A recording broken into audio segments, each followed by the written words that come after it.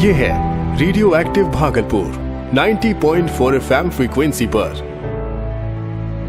सामाजिक न्याय और अधिकारिता मंत्रालय भारत सरकार के प्रयोजन में कम्युनिटी रेडियो एसोसिएशन नई दिल्ली द्वारा निर्मित अटल वयो अभ्युदय योजना पर आधारित कार्यक्रम श्रृंखला हमारे बुजुर्ग हमारा अभिमान। इस कार्यक्रम में हम अपने समाज के बुजुर्गों और वरिष्ठ जनों के स्वास्थ्य देखभाल, मानसिक स्वास्थ्य, कानूनी और वित्तीय जागरूकता, सामाजिक जुड़ाव और सुरक्षा उपाय जैसे विषयों पर बात करते हैं। कार्यक्रम श्रृंखला हमारे बुजुर्ग हमारा अभिमान का समय है हर शुक्रवार सुबह 10:30 बजे।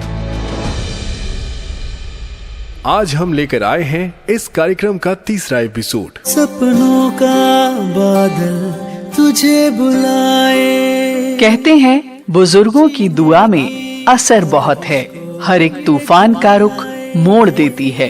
और इन्हीं बुजुर्गों को उनका सम्मान, उनका हक दिलाने और ख्याल रखने हम लाए हैं एक बेहद खास कार्यक्रम, हमारे बुजुर्ग हमारा सम्मान। तेरा हर कदम जो खुददारी का हो, जहां सभी बुजुर्गों की सेहत से जुड़ी एक्सपर्ट एडवाइस, कानूनी सलाह, सरकार द्वारा दी जा रही सुविधाएं व अधिकार और सभी सीनियर सिटीजन्स के जीवन को आसान बना रही टेक्नोलॉजी के साथ साथ फाइनेंशियल एडवाइस और भी बहुत सी जरूरी बातें इस कार्यक्रम में आप सुन पाएंगे। कठिन है अगर रास्ता, तू फिक्र न। इस कार्यक्रम को आप तक ला रहे हैं सामाजिक न्याय एवं अधिकारिता मंत्रालय भारत सरकार व सामुदायिक रेडियो एसोसिएशन। खुली आँखों से देख तू सपना, सर उठा के जी। हमारे बुजुर्ग हमारा सम्मान। सर उठा के जी।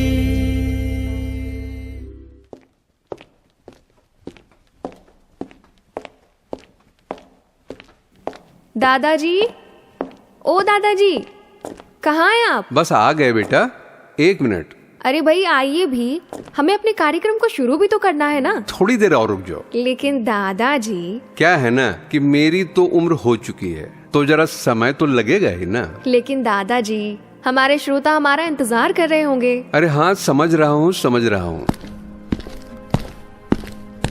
चल बेटा, मैं तो रेडी हो गया। आइए दादाजी, हम फटाफट अपने रेडियो एक्टिव भागलपुर के स्टूडियो चलते हैं।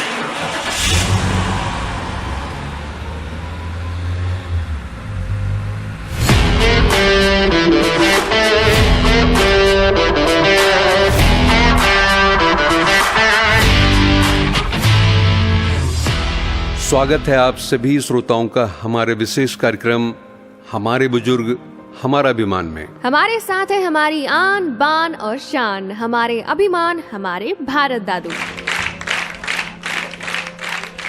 और ये है हमारी प्यारी और मेरा खूब ख्याल रखने वाली पोती लक्ष्मी। और हम दोनों मिलकर एक बार फिर स्वागत करते हैं आपका इस विशेष कार्यक्रम हमारे बुजुर्ग हमारा अभिमान में। दोस्तों, ये खास कार्यक्रम हमारे वृद्धजनों के सम्मान से जुड़ा हुआ है।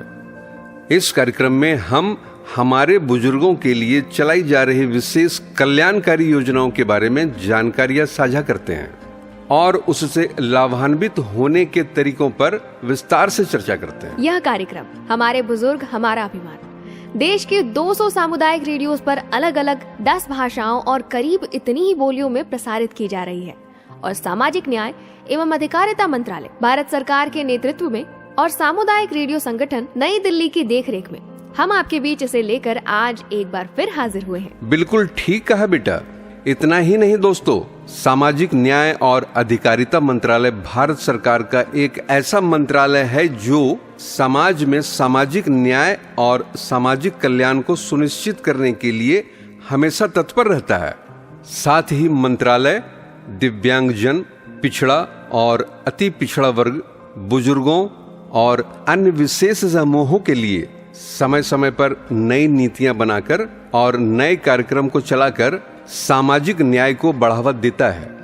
कार्यक्रमों की बात करें तो उनमें से मुख्य रूप से हैं वरिष्ठ नागरिकों के लिए एकीकृत कार्यक्रम, वरिष्ठ नागरिकों के लिए हेल्पलाइन सेवा 14567 14567, वृद्धावस्था देखभाल कर्ता प्रशिक्षण कार्यक्रम, वरिष्ठ नागरिकों के लिए वृद्धावस्था विकास योजना, वरिष्ठ नागरिकों के लिए वयोश्री योजना, मोतियाबिंद ऑपरेशन और बुजुर्गों को भरण पोषण का अधिकार। ऐसी बहुत सारी योजनाएं और सेवाओं का उद्देश्य वरिष्ठ नागरिकों को सामाजिक सुरक्षा, स्वास्थ्य देखभाल और आर्थिक समर्थन प्रदान करना है। दोस्तों, बुजुर्ग हमेशा से हमारे समाज की धरोहर रहे हैं। उनका साथ हमें हमेशा से मार्गदर्शन देता रहा है और उनका आशीर्वाद हमेशा से महत्वपूर्ण फैसलों में मार्गदर्शक रहा है। जैसे जैसे उनकी उम्र बढ़ती है, वैसे वैसे उनकी शारीरिक और मानसिक समस्याएं भी बढ़ जाती हैं और ये अधिक प्रभावी तब हो जाती है जब उनके अपने साथ छोड़ देते हैं। हमारे वो बुजुर्ग हमारे लिए अपने जीवन का हर क्षण समर्पित कर देते हैं और जब उन्हें हमारी जरूरत होती है तो हमें भी ठीक उसी तरह उनका साथ देना चाहिए जैसे उन्होंने हमारी हर जरूरत का ख्याल रखा था। ठीक कहती हो बेटा, लेकिन आजकल के कुछ लोग उन्हें बोझ समझने लग गए हैं, जिससे उनके साथ समाज में दुराचार बढ़ने लगा है। दादू, हमारे बुजुर्ग बोझ नहीं बल्कि वो अनमोल धरोहर हैं जो अनुभवों में खजाने छुपाए रहते हैं, क्योंकि उन्होंने जीवन का हर दौर देखा है और हर तरह की समस्याओं से निपटना जानते हैं। वाह, क्या बात कही है बेटा, शाबाश, मुझे तुम पर नाज है। परंतु आजकल की पीढ़ी ये समझ कहाँ रही है और बुजुर्गों के साथ दुराचार हो रहा है, जिसको लेकर सामाजिक न्याय और अधिकारिता मंत्रालय ने अटल वयो अभ्युदय योजना के तहत दुराचार को रोकने को लेकर जागरूकता और मानसिक प्रताड़ना और अन्य अपराधों से बचाव के लिए विशेष प्रबंध किए। बिल्कुल ठीक कहा आपने दादू। अटल वयो अभ्युदय योजना का उद्देश्य वृद्ध व्यक्तियों को सशक्त बनाना है, साथ ही उनके खिलाफ हो रही मानसिक और शारीरिक प्रताड़ना, दुराचार और हिंसा जैसी घटनाओं के खिलाफ जागरूक करना और साथ ही इन सब के खिलाफ आवाज उठाने को जागरूक करना भी है। सही बात कही है बेटा। और बेटे, तुम्हें पता है अटल वयो अभ्युदय योजना के तहत 14567 यानी 14567 राष्ट्रीय हेल्पलाइन स्थापित किया गया है, जो वरिष्ठ नागरिकों को कानूनी सलाह और मार्गदर्शन प्रदान करता है। इस हेल्पलाइन के माध्यम से बुजुर्ग व्यक्तियों को दुर्व्यवहार, वित्तीय मुद्दों और अन्य अधिकारों से जुड़े मामलों में कानूनी सहायता प्राप्त करने में भी मदद मिलती है। कौन सुनता है उनकी, जो सालों से हमारी सुनते आए हैं, हमारे लिए मेहनत करते आए हैं। आज जीवन की वृद्ध अवस्था में हमारे बड़ों की सुनने वाला कोई नहीं है, ना किसी के पास वक्त है कि वो उनके छोटे मोटे काम भी करें। साथ ही कई बुजुर्गों को जीवन के इस शीतकाल में घर से निकालना और अपमान का सामना करना पड़ता है। ऐसे में बुजुर्गों की कौन सुनेगा? हेलो, हम सुनेंगे, क्योंकि हम हैं एल्डर लाइन। जी हाँ, एल्डर लाइन। मैं हूँ एक टोल फ्री नंबर 14567। सुबह 8 बजे से रात्रि 8 बजे तक मैं आप वृद्ध जनों की सुनूंगा। एल्डर लाइन का दृष्टिकोण वरिष्ठ नागरिकों से जुड़ना, उन्हें विनम्रता के साथ सेवा प्रदान करना है। एल्डर लाइन वृद्ध जनों की शिकायतों को सुलझाता है, जरूरी जानकारी देता है। साथ ही एल्डर लाइन बुजुर्गों के पास जाके उनकी स्थिति भी जानता है और बुजुर्गों के कार्य सामूहिक रूप से निपटाता है। तो अब ये ना कहें, कौन सुनेगा बुजुर्गों की?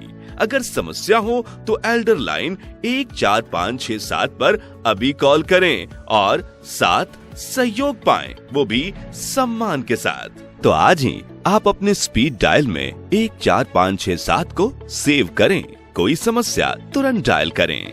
हमारे बुजुर्ग हमारा अभिमान, CRA द्वारा निर्मित और सामाजिक न्याय और अधिकारिता मंत्रालय के द्वारा जनहित में जारी।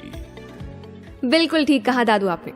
साथ ही दादू, इस योजना के तहत वरिष्ठ नागरिकों के कानूनी अधिकारों के बारे में जागरूकता बढ़ाने के लिए फंड और कार्यक्रम भी आयोजित किए जाते हैं।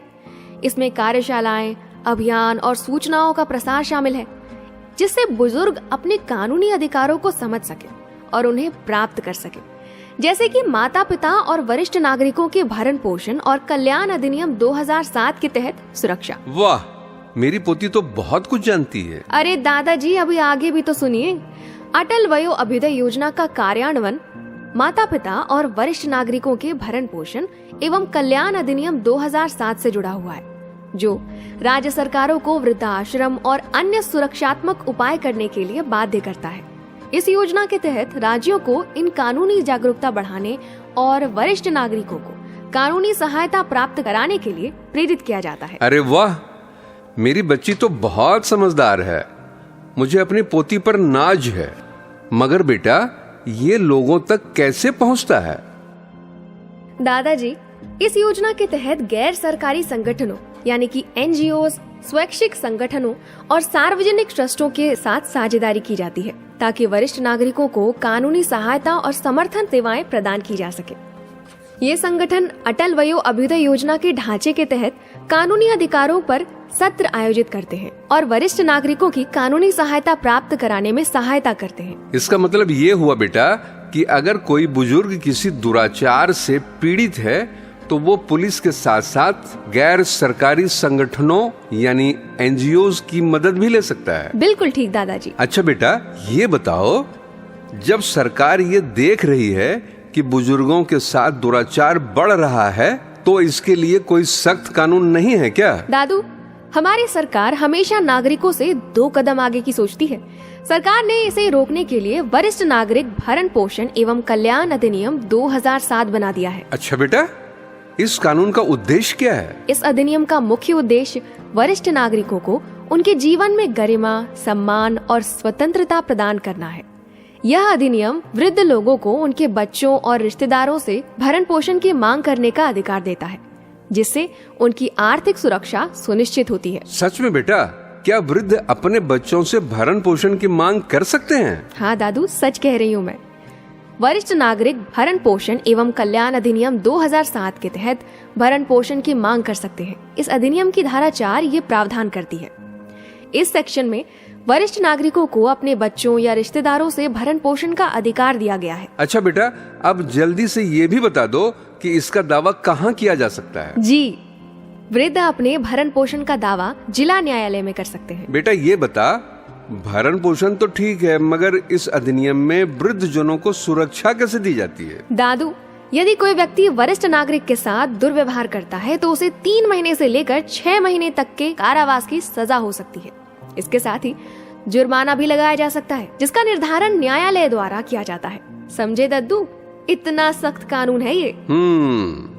अच्छा ये बता कि अगर शिकायत के बाद भी बच्चों ने घर से निकाल दिया तो फिर क्या होगा? दादाजी, अगर ऐसा हुआ तो पुलिस और प्रशासन मिलकर उनके घर वालों को समझाएंगे। अगर बुजुर्ग उस घर में नहीं रहना चाहते या पुलिस को लगता है कि उन्हें कोई खतरा हो सकता है तो वृद्ध आश्रम है ना। वृद्ध आश्रम? दादू, ये घर जैसा है जहाँ पर उन वृद्धों को रहने, खाने और उनको वो सारी सुविधाएं दी जाती है जिसकी उनको जरूरत होती है, और इसकी देखभाल कोई संस्था या फिर सरकार करती है। समझ गया बेटा, लेकिन ये बताओ कि अपने खिलाफ हो रहे दुर्व्यवहार की शिकायत वो किससे करेंगे? दद्दू, वो इसकी शिकायत या तो हेल्पलाइन 14567 पर कर सकते हैं या फिर अपने आसपास के पुलिस स्टेशन में खुद जाकर या किसी अपने को भेज करके भी करवा सकते हैं। साथ ही वो इसकी शिकायत सीधे न्यायालय में भी कर सकते हैं या फिर किसी सामाजिक संगठन के माध्यम से भी।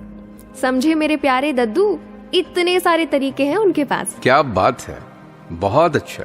दादू, इसके साथ ही पुलिस और स्थानीय प्रशासन को वरिष्ठ नागरिकों की सुरक्षा सुनिश्चित करने की जिम्मेदारी होती है। यदि वरिष्ठ नागरिक के साथ दुर्व्यवहार की शिकायत की जाती है तो संबंधित अधिकारी तुरंत कार्रवाई कर सकते हैं। वाह बेटा, तुम तो आज वकील बन गई हो। अरे दादू, तो पोती किसकी हूँ। लेकिन ये तो बताओ, तुम इतना सब कुछ कैसे जानती हो? दादू, ये तो सामान्य जानकारी है और इसे तो सभी को पता होना ही चाहिए।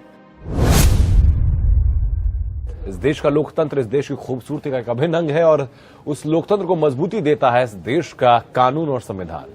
देश के संविधान में हर एक नागरिक को समानता के साथ स्वेच्छा से जीने का अधिकार दिया जाता है और इसी संविधान का प्रियम्बल यानी संविधान की प्रस्तावना भी समाज के हर व्यक्ति के लिए बराबरी और समान न्याय का अधिकार देता है। और यही कानून और संविधान हर समस्या के सही प्रारूप में समाधान के लिए मौजूद है, लेकिन सही जानकारी न होने या कानूनी पेचीदगियों के चलते एक बड़ा हिस्सा समाज का सही समय पर न्याय हासिल करने में असमर्थ महसूस करता है। और इसी अंतर को खत्म करने के लिए हम यहाँ मौजूद हैं।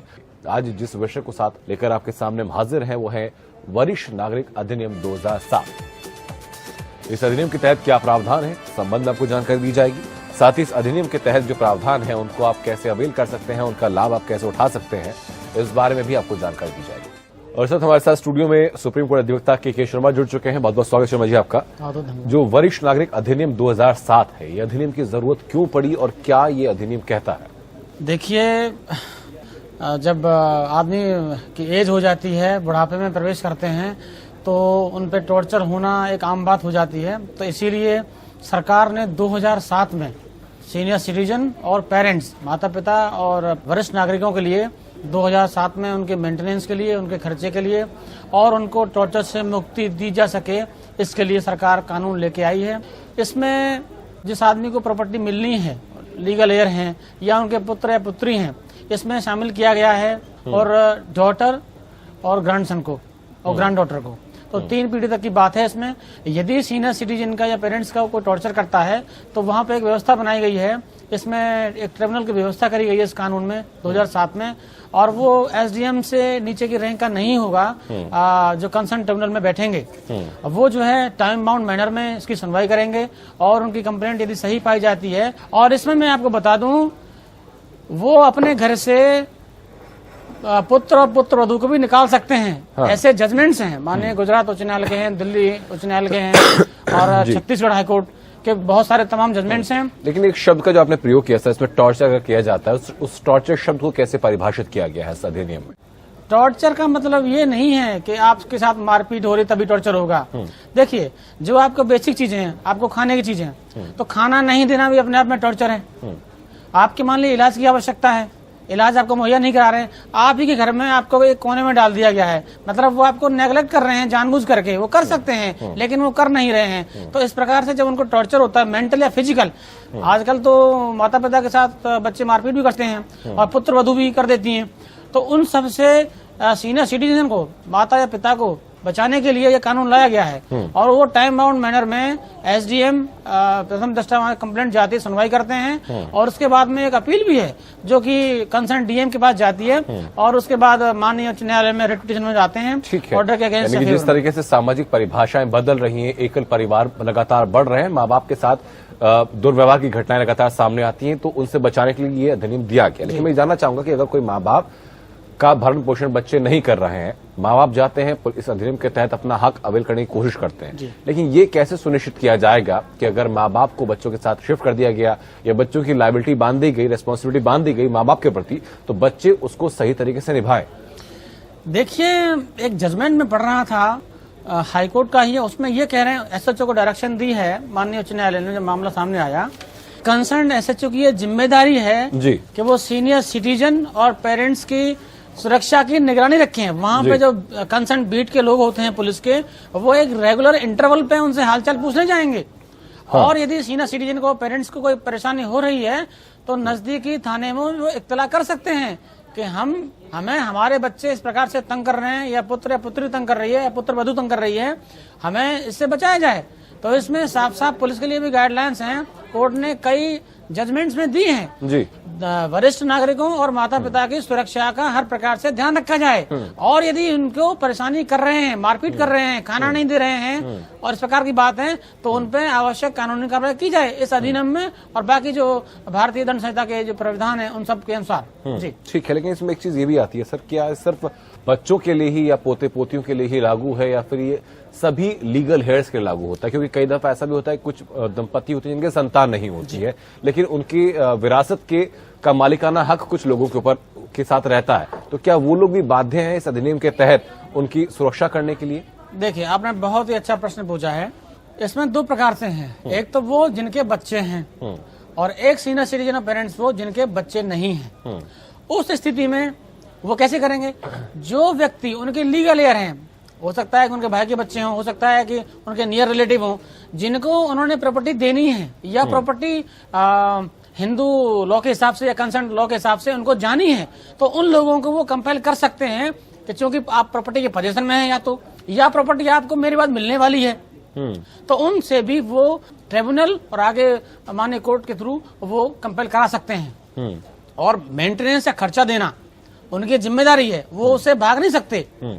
ठीक है, लेकिन अगर मासिक रखरखाव का खर्चा देने की बात की जाती है ट्रिब्यूनल की तरफ से, तो कितना मासिक खर्चा बांधा जाता है? जो बच्चे कमा रहे हैं उनकी हैसियत के हिसाब से, या माँ बाप को जितनी जरूरत है उस जरूरत के हिसाब से?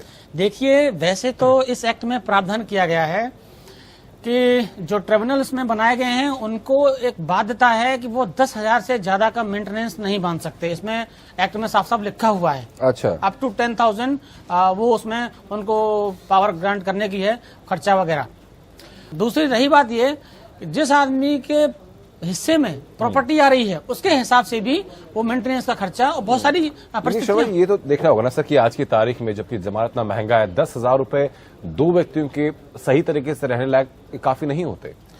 ये जो पैसे हैं ये खर्चे के लिए, ये रहने के लिए नहीं है। हाँ। रहने के बात है तो सेक्शन 125 सीआरपीसी है, वहां भी आप जा सकते हैं। हाँ। लेकिन इसमें प्रावधान ये है, आप या तो 125 में या इस जो 2007 के कानून में किसी एक में अप्रोच करेंगे। क्योंकि इसमें क्या है, जैसे मान लीजिए आपके रहने की समस्या है, आपकी प्रॉपर्टी में आपके पुत्र और पुत्र जबरदस्ती रह रहे हैं, तो आप उनसे इसमें शिकायत लगा करके उनसे बाहर निकाल सकते हैं। हाँ। तो रहने की समस्या खत्म, आपसे किराया नहीं जाएगा।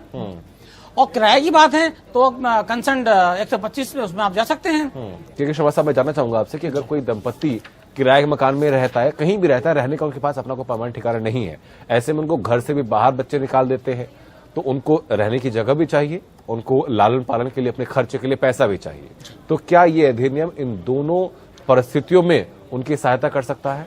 देखिए, अभी एक रिट पिटीशन सुप्रीम कोर्ट में गई थी जी, और उसमें सुप्रीम कोर्ट ने केंद्र सरकार से रिस्पांस मांगा है कि आपने देश में कितने ओल्ड एज होम खुलवाए हैं जिनके पास घर नहीं है, तो आप हमें एक स्टेटस रिपोर्ट फाइल करेंगे।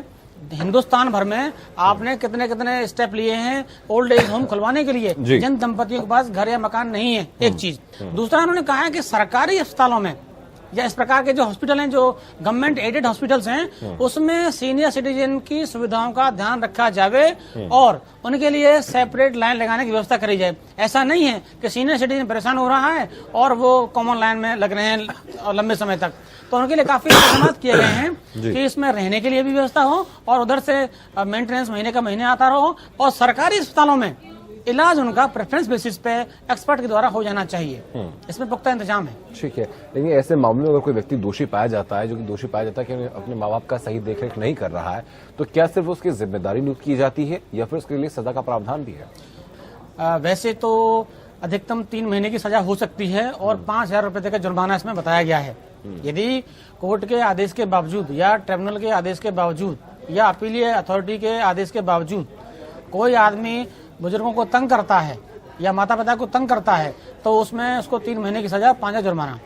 दूसरी चीज इसमें ध्यान देने लायक ये है कि जब हम लोग कोर्ट्स में जाते हैं तो वो डायरेक्शन देते हैं। यदि मान लीजिए इस सेम प्रमाइसेस में बच्चे भी रह रहे हैं और आप भी रह रहे हैं, तो उनको ये कहा जाता है जुडिशियल ऑर्डर के थ्रू कि आप इन दंपति को या बुजुर्ग को तंग नहीं करेंगे, ना ही इन पर टोंट करेंगे, ना ही इनको मारेंगे, ना पीटेंगे। आपका काम है वहां पर शांति से रहिए और इनकी शांति में भंग नहीं करेंगे आप, और इनको महीने के पैसे दीजिए इनके खर्चे के लिए। और नहीं करते हैं तो उसके लिए तो जैसे फाइन लेवी करते हैं, वारंट ऑफ जाता है उसके लिए, तो वो फाइन जो है उससे वसूल कर सकते हैं कोर्ट में जाकर के एप्लीकेशन। मैं यही जानना चाहूंगा सर कि अगर जिस भी लीगल हेयर की बात कर रहे हैं या संतान की बात कर रहे हैं, पोते पोतियों की बात कर रहे हैं, जिसके पास भी जिम्मेदारी होती है कि वो जो वृद्धावस्था में लोग हैं उनका सही तरह से देखभाल करें, अगर वो आर्थिक रूप से अक्षम है, नहीं कर पाते हैं, तब क्या प्रावधान है? इस एक्ट में बिल्कुल साफ साफ है, जिस आदमी को खर्चा देना है वो आदमी कैपेबल होना चाहिए, उसकी इस प्रकार की क्षमता होनी चाहिए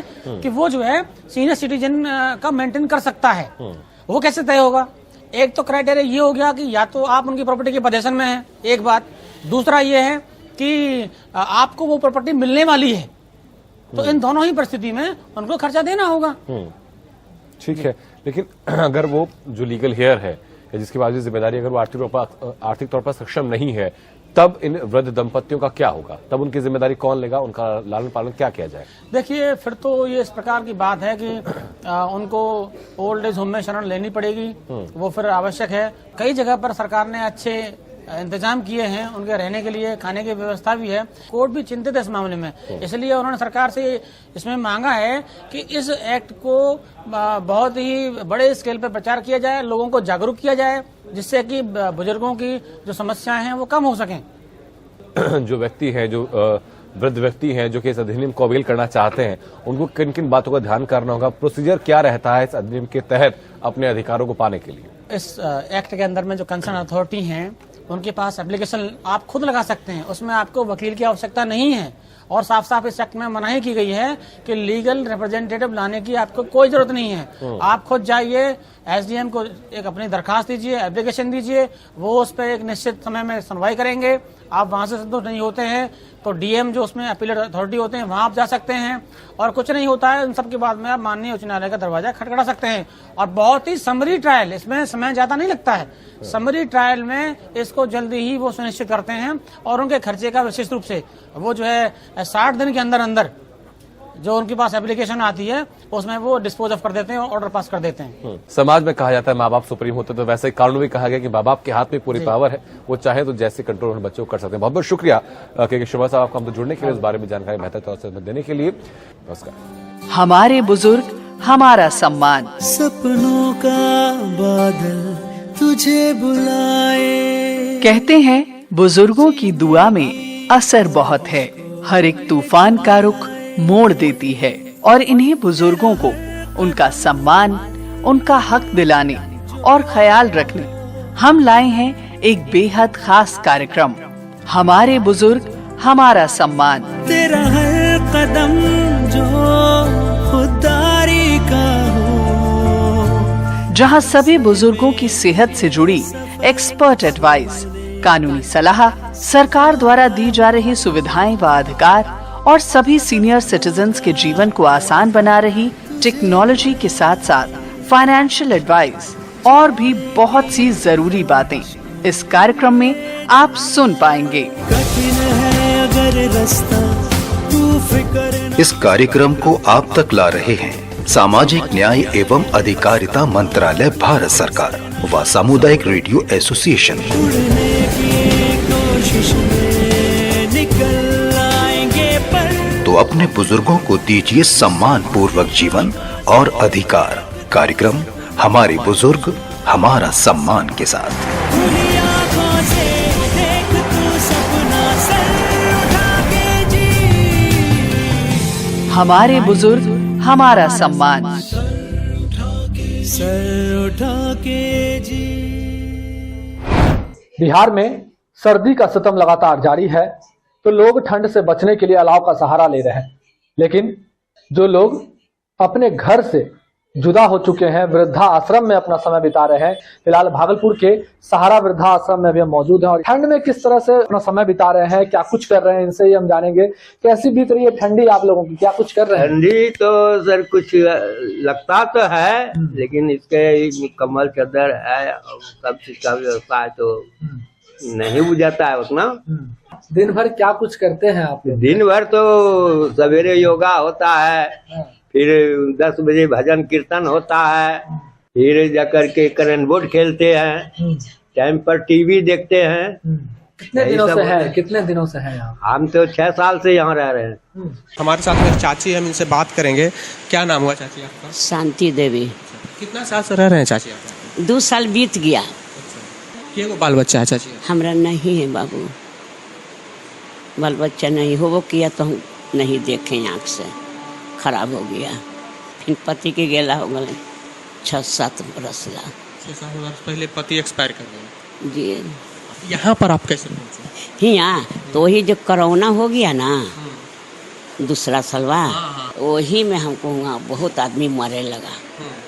इमरजेंसी बना के पहुँचाए हैं, तो यहाँ पहुँचा दिए रहे तो हमरा अच्छा बुझे, यही बाबू थे तो रहला पर ही हमरा आराम बुझे लगा। पहनना वरना, खाना पीना, कपड़ा, मच्छरदानी, टोटल चीज़, साबुन साबुन सब चीज़ के यहाँ आराम है। तीरथ प्रयाग सबरो ले जाते हैं, सिनेमा उनमा के पर्दा वाला सो भी दिखाएं, टीवी दिखाते हैं, पूजा प्रधान भजन कीर्तन सब हम लोग करते हैं। चलिए ठीक है। खाना में क्या क्या खाते हैं? देखिए, पहला प्रथम है ना कि दिन में सुबह पहर अपना नहाइए धोइए फ्रेश होइए, ओकरा बाद में चाय या बिस्कुट मिलेगा, चाय बिस्कुट। फिर योगा में लग जाएंगे 1 घंटा, वहाँ से उठेंगे तो नाश्ता मिलेगा 9 बजे। नाश्ता में क्या मिलता है? कभी सब रंग के सब चीज़ चलता है, रोटी सब्जी उब्जी चलता है, और कहीं इडली सांभर ये सब चलता है। छोला भटूरा चलता, छोला भटूरा जानते हैं ना? हैं हाँ, यहाँ नाश्ते में चल जाता है। हाँ, नाश्ता में हम लोग करते हैं। अब वो फिर खा लिए, फिर दाल चावल, 2 सब्जी, पापड़, तिलौरी, चटनी, अचार तो होना जरूरी है।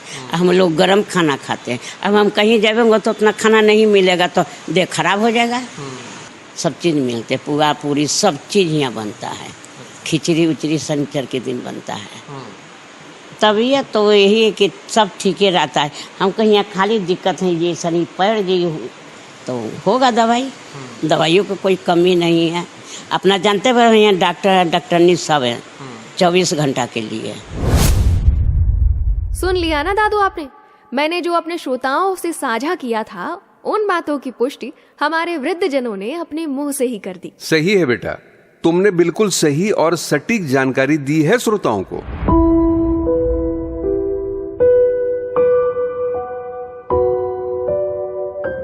यह था हमारा आज का विशेष कार्यक्रम, हमारे बुजुर्ग हमारे अभिमान का एपिसोड 3, जिसमें आपने जाना अटल वयो अभ्युदय योजना और वृद्ध जनों के विधिक अधिकारों के बारे में। आप सुन रहे हैं रेडियो एक्टिव 90.4 FM भागलपुर पर कार्यक्रम श्रृंखला हमारे बुजुर्ग हमारा अभिमान, जिसका प्रसारण हम कर रहे हैं भारत सरकार के सामाजिक न्याय और सहकारिता मंत्रालय के सौजन्य से और सामुदायिक रेडियो संगठन के मार्गदर्शन में। दोस्तों, ये अटल वयो अभ्युदय योजना सिर्फ एक पहल नहीं बल्कि एक मुहिम है जो मेरे जैसे वृद्ध साथियों को उनके समृद्ध जीवन जीने में मददगार है। हाँ दादू, ये योजना हमारे बुजुर्गों को वो सम्मान दिलाने में मददगार है जो उन्हें पहले मिलता था।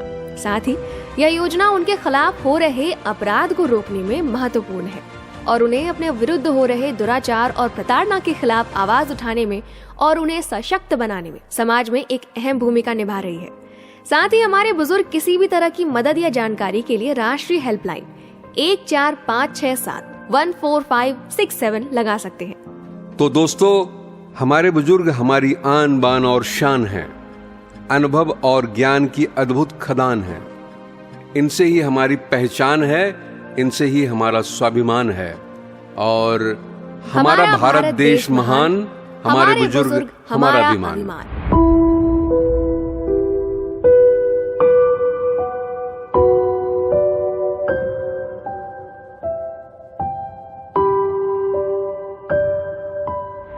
तो अब हमें दीजिए इजाजत, मुलाकात होगी आप सभी श्रोताओं से अगले एपिसोड में। तब तक हंसते मुस्कुराते रहिए, खुशियां फैलाते रहिए और अपना खूब सारा ध्यान रखिए।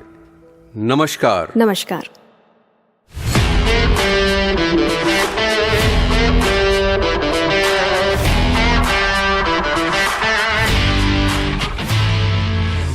श्रोताओं, कार्यक्रम श्रृंखला हमारे बुजुर्ग हमारा अभिमान के हर एपिसोड के अंत में हम एक सवाल पूछते हैं जो उसी एपिसोड में हुई बातचीत पर आधारित रहता है।